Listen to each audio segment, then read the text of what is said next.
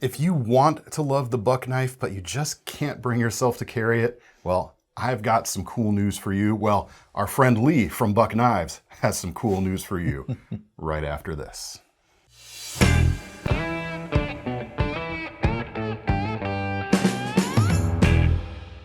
Hey everyone, David C. Anderson here, coming at you from the Knife Center. We have a guest today, Mr. Lee Alphen from Buck Knives. How are you, sir? I'm doing well. How are you? Doing all right, man. So we've done a few interviews with Lee at SHOT Show in years prior. Lee is a product manager at Buck Knives. You were also, in the design and engineering department before your current role, yeah? Yep. So he's here to tell us about the cool new stuff being released here at the start of 2026. Absolutely. Let's hit it. Let's hit it. So, as I mentioned, the buck knife. I mean, it's in the name. It is like inescapable part of your heritage. But it's, what is it, like 50, 60 years old? I think we're 67-ish. 67, yeah. Sorry, I should have checked the math before we started rolling. Classic lock knife, but a little bit different than what most people tend to carry nowadays. It's a little bit thicker. It's got some weight to it. You carry it on the belt, not on the pocket. But you said, we can fix that. We can fix that. All right. We get a lot of feedback from people saying exactly what you said. I love that knife, but gee, I don't want it loose in my pocket and I don't wear a belt. And we're not just talking about the slim versions that have been released. This is the 110, but it doesn't look like the classic buck knife, does it? Nope. This, however, does. Talk to me about these cool knives right here. So we have the 110 Slim Heritage Elite. So we took the 110 and skinnied it down.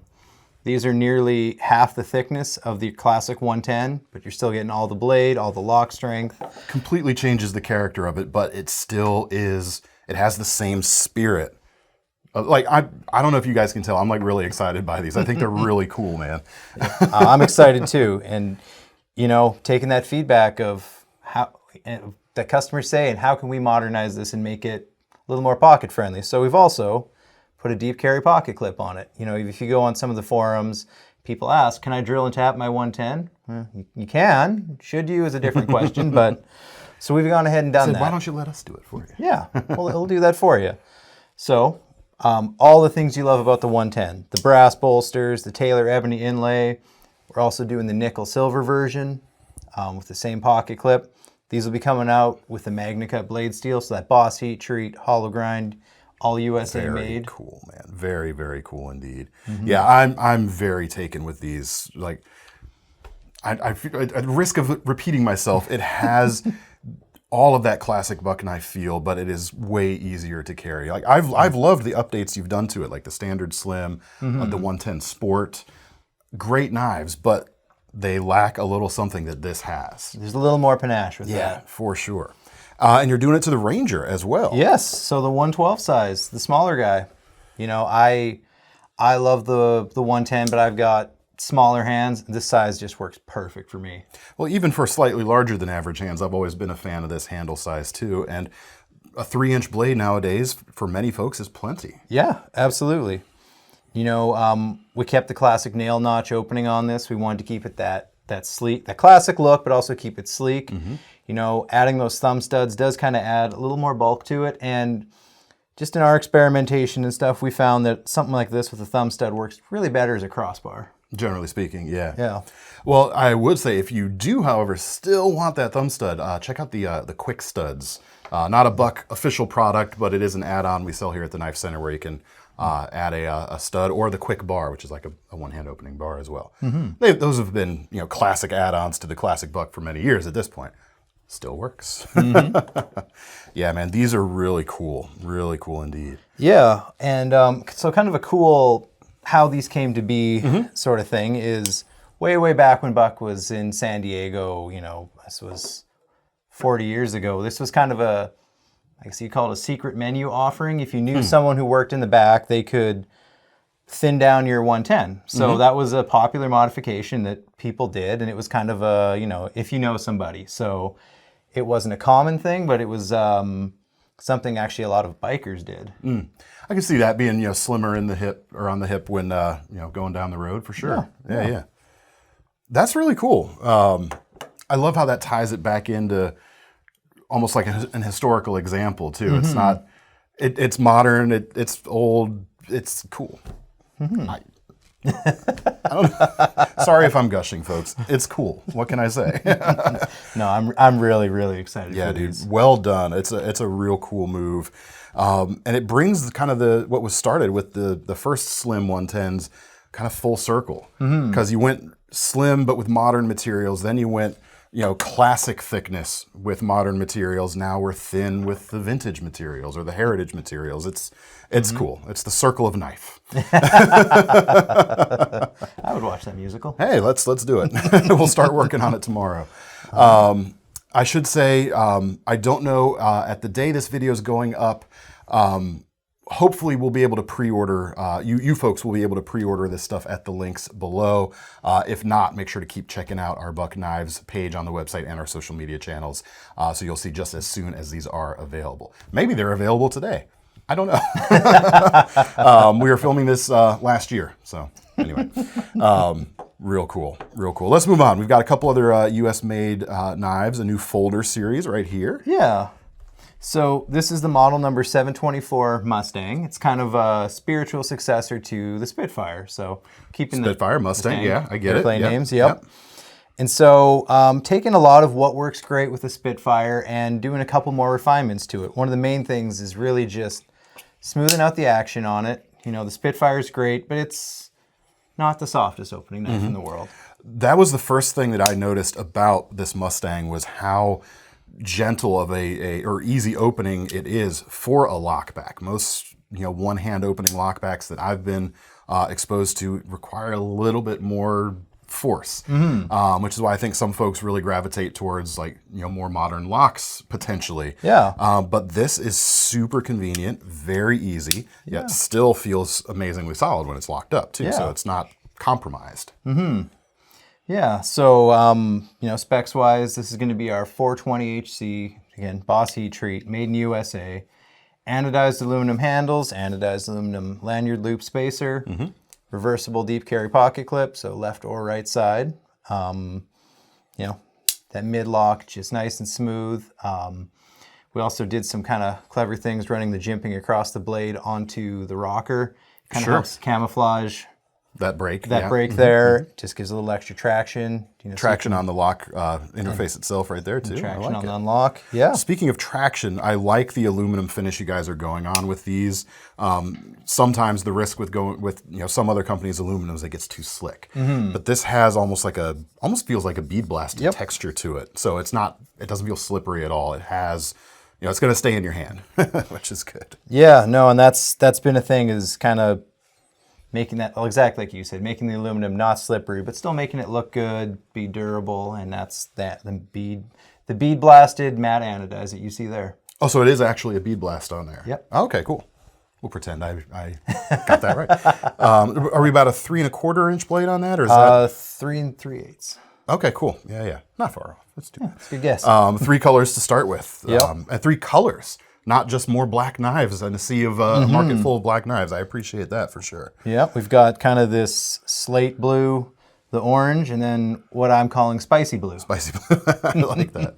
I like all the colors. What I mentioned this to you previously before we were shooting, that none of the colors come across as garish, which is always, it's that walking that fine line between adding variety and spice without it feeling over the top. So well chosen colors, I would say, on all of these. Yeah, no, I'm very excited for these too. Excellent. Oh, we were talking about pocket clips. Let's go back to that for a second.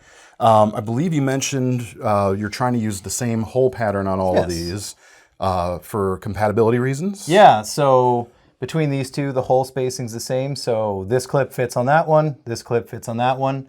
Also, some aftermarket options that are out there. I know Lynch Northwest makes an option, makes a titanium option. I'm glad to see you guys kind of integrating some of that aftermarket consideration too. Well, nicely done, nicely done. Yeah, thank you. Cool. Some new or iterated upon fixed blades here. Yes. The Alpha series. So we're calling these the Alpha Backcountry.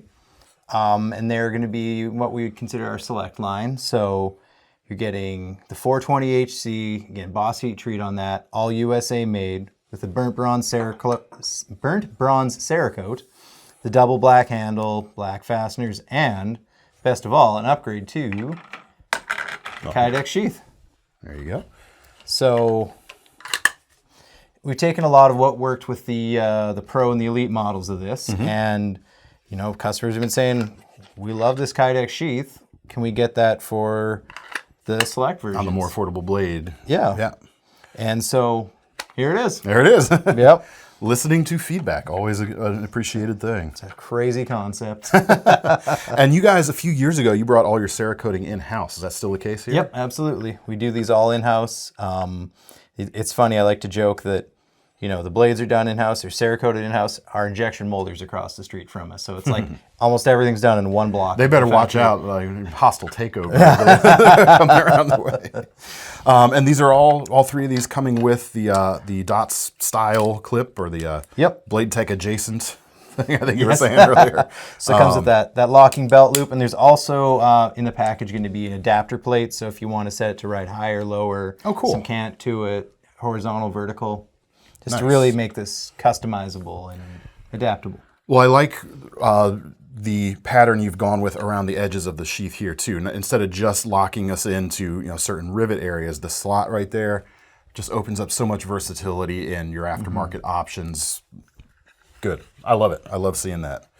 And these feel good, man. Yeah. These are good knives. They look slick. Yeah.